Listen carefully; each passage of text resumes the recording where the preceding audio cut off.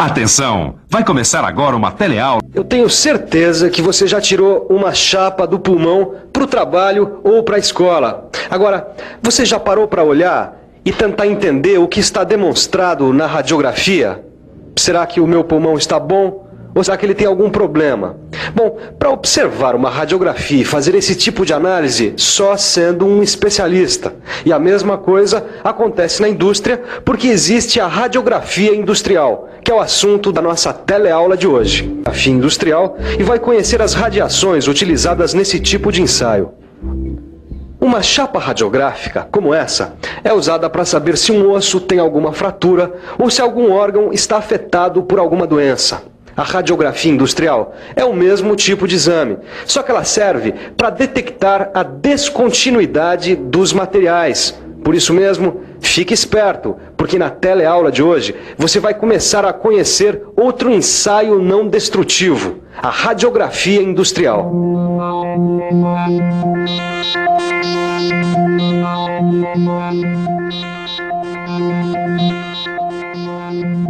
E aí, Ed? E aí, Nilza, tudo bom? Tudo. Olha, Ed, eu acho que você vai ter que pilotar o kart na próxima corrida, viu? O que aconteceu? Olha só, caí na minha casa, depois fui pro hospital, chegando lá o médico examinou, pediu uma radiografia numa daquelas máquinas de fazer raio-x, resultado, luxação. Ainda bem que não quebrou nenhum osso, hein? Sabe que essa história da radiografia na sua mão me fez lembrar daquele caso? É? Do que você tá falando? Você lembra do Rafinha? Que bateu o kart porque quebrou a barra de direção? Então, existia um problema interno que foi impossível detectar com um exame simples. Então a barra de direção teve que passar por um ensaio por radiografia. Ed, eu acho que você pirou. Não, Nilza, o que eu tô querendo dizer é que a radiografia industrial utiliza o mesmo princípio da radiografia dos hospitais. O material que vai ser ensaiado é colocado entre uma fonte emissora de radiação e um filme.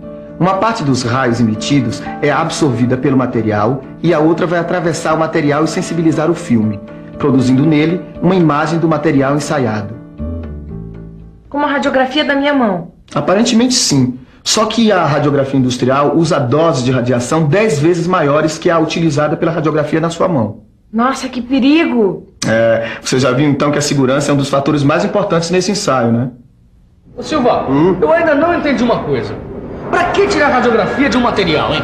Isso é fácil de entender, Caio.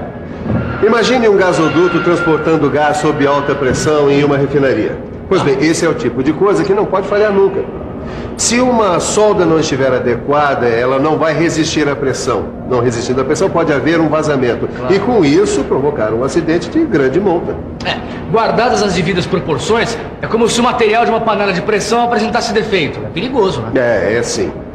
Para evitar acidentes, a gente precisa ter certeza de que não há defeito nos produtos. Por isso, a gente usa os ensaios não destrutivos, como no caso da radiografia, dependendo do uso que o produto vai ter.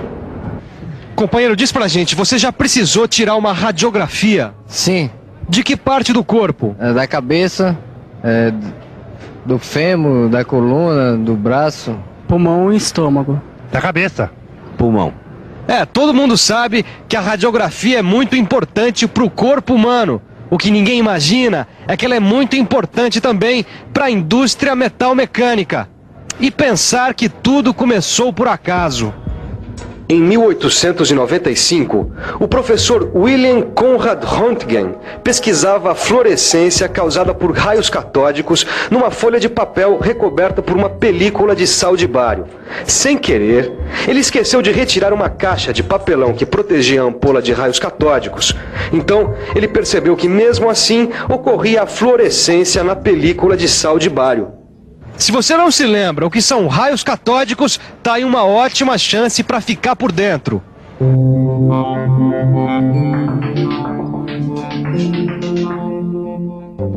Os raios catódicos são um feixe de elétrons que partem do cátodo, acelerados em alta velocidade por uma fonte externa de alta tensão, em direção a um alvo chamado ânodo.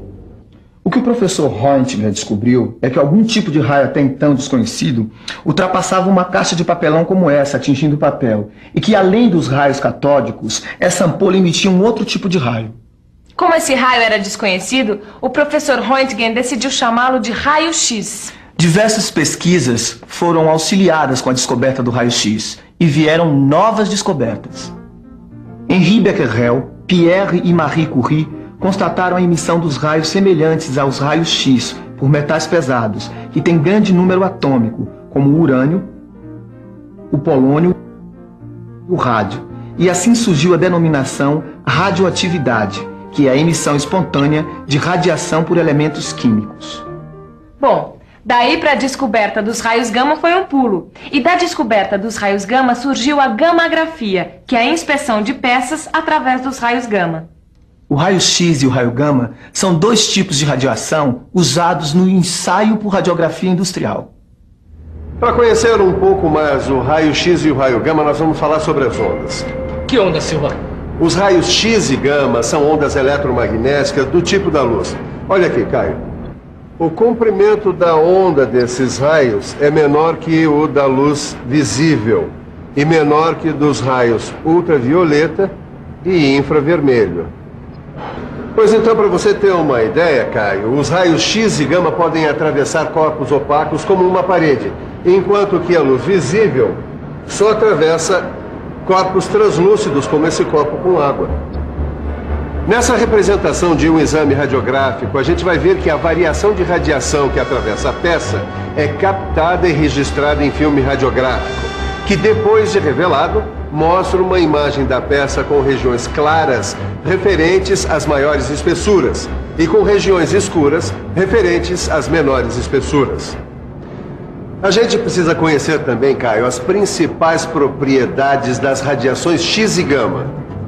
Os raios X e gama se propagam em linha reta com a mesma velocidade da luz. Produzem luz em substâncias fluorescentes e provocam o escurecimento do filme fotográfico. Além disso, eles tornam o ar e outros gases condutores de eletricidade. São mais absorvidos pelos elementos pesados, não são desviados por campos magnéticos, possuem vários comprimentos de ondas e, principalmente, causam danos às células do corpo humano e modificações genéticas, né? A gente veio até essa clínica de radiologia para saber que cuidados o pessoal toma para não ficar exposto à radioatividade. Vamos conversar com o Roberto, que é técnico no assunto. Roberto, que cuidados você toma para se proteger da radioatividade? Bom, eu uso um avental de chumbo, um protetor de tireoide, uma luva de chumbo, né? E nós usamos também esse dosímetro aqui, que é para medir a radiação que a gente é exposto diariamente no setor radiológico. Obrigado, Roberto. Pois é. Na radiografia industrial, o cuidado tem que ser redobrado porque as doses de radioatividade são